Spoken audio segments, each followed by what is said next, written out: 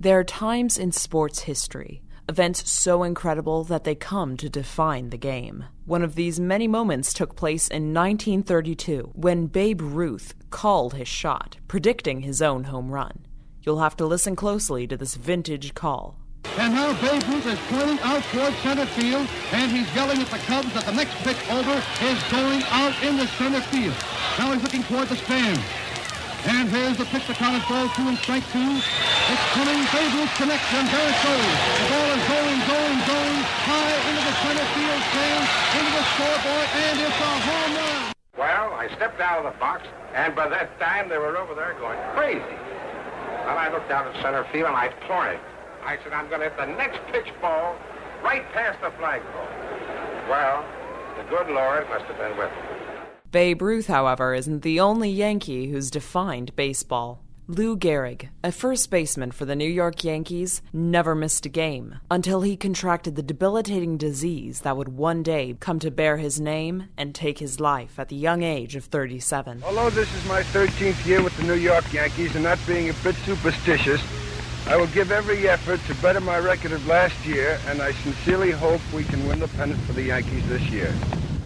I consider myself the luckiest man on the face of the earth. That I might have been given a bad break, but I've got an awful lot to live for. Thank you. But Americans aren't the only ones who've defined sports. In the 1972 Olympics, the United States and the USSR faced off in basketball, a game that would come to result in 3 endings and both teams declaring victory. That's the story. 49, 48, 3 seconds on the clock. He will be shooting 2 fouls.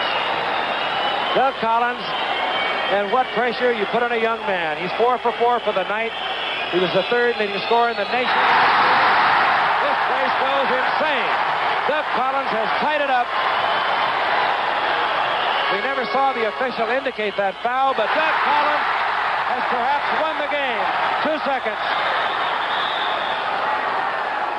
And Bedlam has taken over here at the basketball hall.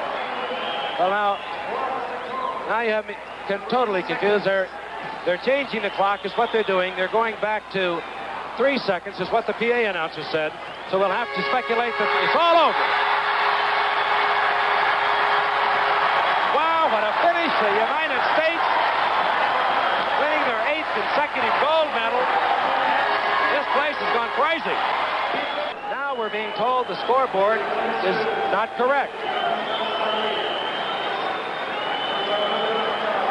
And they are running the clock down as Hank Ivan comes to the bench to get the official count. The horn has sounded, but apparently they're going to move the clock back down to the 3 seconds that was indicated was official. Well, confusion reigns, but the United States still, they have that 1-point lead, 50-49, as a result of 2 pressure-packed foul shots by Doug Collins of Illinois State. And Alexander Belov, they're going to try. Alexander Belov between 2 American defenders. Back there with him, Jim Ford and McMillan, and the Russian team has mobbed Alexander Belov.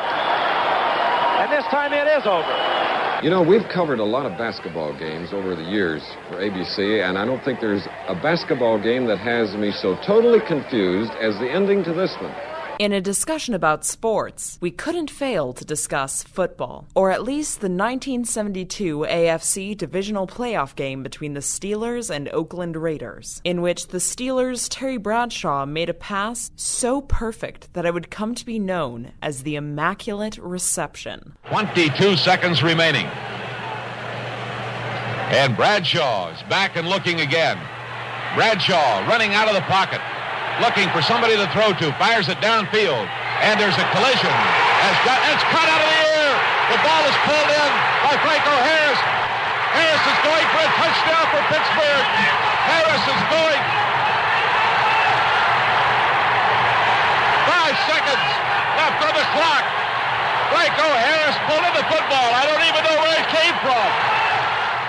But perhaps the greatest loved stories of sports history are those of the underdog. Underdogs like Billy Mills, who competed in the 1964 Tokyo Olympics, running the 10,000-meter race for the U.S. Mills won gold, breaking through the tape 3 yards ahead of the closest competitor and beating his own personal best by 45 seconds. And here we go in the final lap for the gold medal in the 10,000 meter. And up front is Bill Mills. He's pressing Ron Clark, the world champion. Bill Mills in the United States, number 722, is leading Ron Clark.